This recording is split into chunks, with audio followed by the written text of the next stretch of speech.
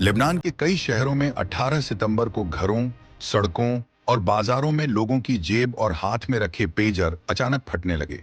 Blast का सिलसिला करीब 1 घंटे तक लेबनान से लेकर सीरिया तक चला। धमाकों में 19 लोगों की मौत हुई, जबकि 3,000 से ज्यादा लोग जख्मी हो गए। मीडिया रिपोर्ट्स के मुताबिक ये हिजबुल्लाह को निशाना बनाकर किए गए सीरियल पेजर ब्लास्ट थे, लेकिन इनमें आम लोग भी हताहत हुए। घायलों में ईरानी राजदूत भी शामिल हैं। हिजबुल्लाह ने धमाकों का आरोप इजराइल पर लगाया है। पेजर आखिर है क्या? मोबाइल के दौर में हिजबुल्लाह इनका इस्तेमाल क्यों करता है और इनमें विस्फोट कैसे हुआ? हिजबुल्लाह पेजर्स का इस्तेमाल क्यों करता है?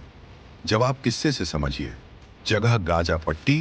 तारीख 6 मार्च 1966। हमास का सीनियर मेंबर याहिया अय्याश अपने बचपन के दोस्त ओसामा हमद के घर में रात बिताने गया था।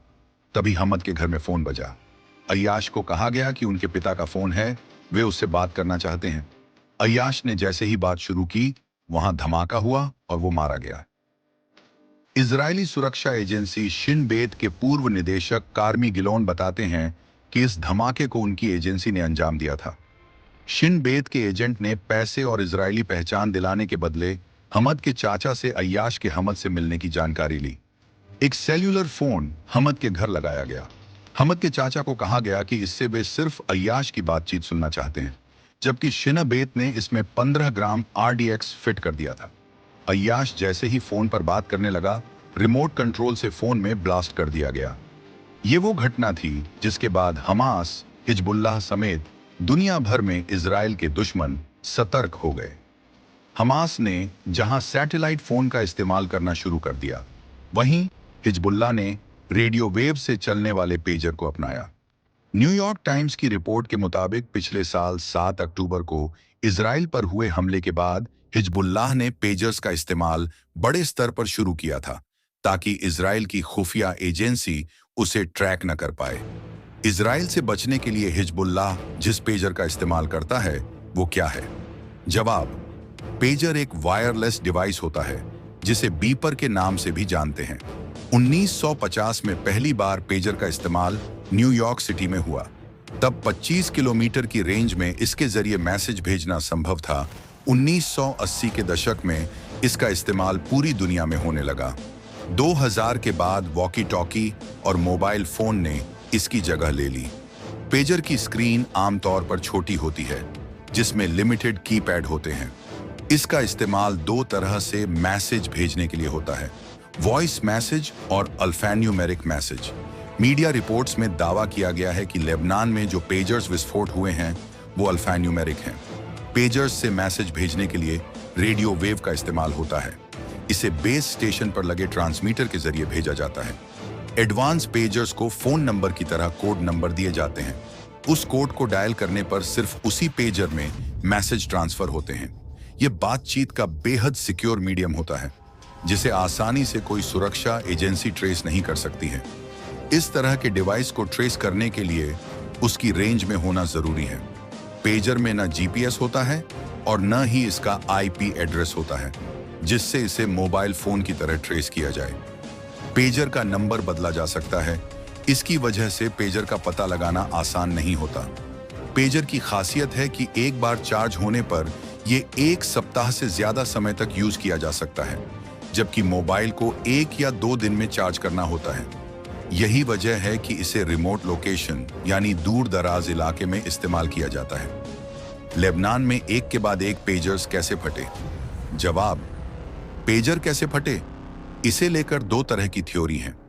अमेरिकी मीडिया हाउस CNN के मुताबिक ऐसा हो सकता है कि पेजर्स को हैक कर उनमें लगी लिथियम बैटरीज को ओवरहीट कर डिटोनेट कर दिया गया हो। हालांकि ये संभावना न के बराबर है। अमेरिका के national security analyst David Kennedy के मुताबिक जिस तरह के धमाके हुए हैं, वो डिवाइस हैक कर बैटरी को ओवरहीट कर देने की वजह से नहीं हो सकते। एक अनुमान ये लगाया जा रहा है कि पेजर्स में सप्लाई के दौरान या मैन्युफैक्चरिंग के दौरान उनमें विस्फोटक लगा दिए गए हों, जो तभी डिटोनेट हों जब उन पर एक खास तरह का मैसेज पहुंचे। एक्सपर्ट्स को इसकी आशंका ज्यादा लग रही है। अमेरिकी एनालिस्ट जॉन हल्टक्विस्ट और डेविड कैनेडी दोनों का ही मानना है कि ऐसा हुआ होगा। हिजबुल्लाह को हाल ही में पेजर्स सप्लाई किए गए थे। ब्रिटेन की सेना में काम कर चुके अधिकारी ने नाम न बताने की शर्त पर कहा है कि पेजर्स में 10 से 20 ग्राम के हाई ग्रेड मिलिट्री विस्फोटक लगाए गए होंगे।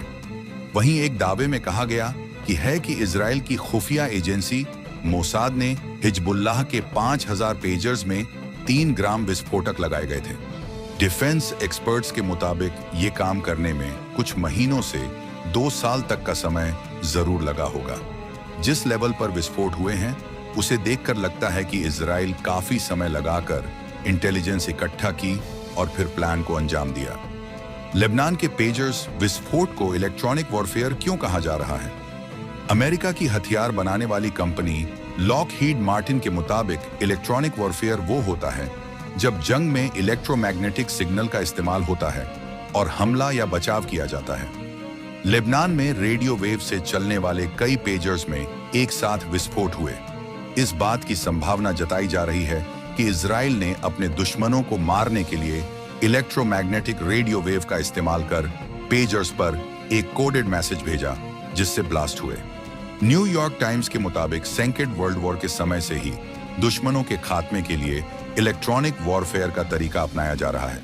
इस टेक्नोलॉजी के जरिए दुश्मन देशों के ड्रोन, जैमर या फाइटर जेट को धोखा देकर उलझाया जा सकता है।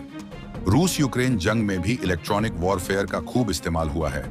2022 के अंत में यूक्रेन ने रूस के 400 सैनिकों को मारने का दावा किया जो एक ही जगह पर छिपे थे। यूक्रेन ने बताया कि रूसी सैनिक मोबाइल चला रहे थे जिनके नेटवर्क सिग्नल की वजह से उनकी लोकेशन में बारे में पता चला। लेबनान में अगर इजरायली खुफिया एजेंसी ने हमला कराया है तो उसका क्या मकसद है? बेरूत में अमेरिकी यूनिवर्सिटी के फेलो रामी खौरी के मुताबिक संभव है कि इजराइल ने हिजबुल्लाह को मानसिक तौर पर कमजोर करने के लिए ये हमले किए हैं।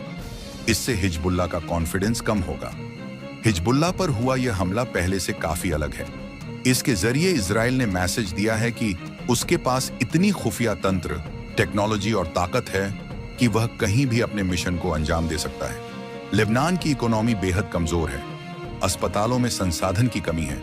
ऐसे में इस तरह के हमले से वहां के लोगों में हिजबुल्लाह के खिलाफ नेगेटिव सेंटीमेंट पैदा कर सकता है। जंग के दौरान कैसे ट्रैक किया जाता है मोबाइल? जंग के दौरान मोबाइल ट्रैक करने के लिए लेयर 3 इलेक्ट्रॉनिक वॉरफेयर सिस्टम का इस्तेमाल होता है। इस सिस्टम में एक सैनिक वाहन 2 या ज्यादा ड्रोन से कनेक्ट होता है। ड्रोन में एक खास तरह का डिवाइस जिसे सेल साइट सिम्युलेटर कहते हैं फिट किया जाता है। जब ड्रोन दुश्मन के इलाके में पहुंचता है तो वहां इस्तेमाल किए जा रहे डिवाइस के सिग्नल को कैच करता है। इसके बाद ड्रोन सैनिक वाहन में लगे सिस्टम में फोन के सिग्नल की स्ट्रेंथ और दिशा की जानकारी भेज देता है। इससे ये पता लगाना आसान हो जाता है कि फोन कहां इस्तेमाल हो रहा है। इस तकनीक में रूस माहिर है। यूक्रेन ने रूस की ही तकनीक का इस्तेमाल कर उस पर हमला किया है।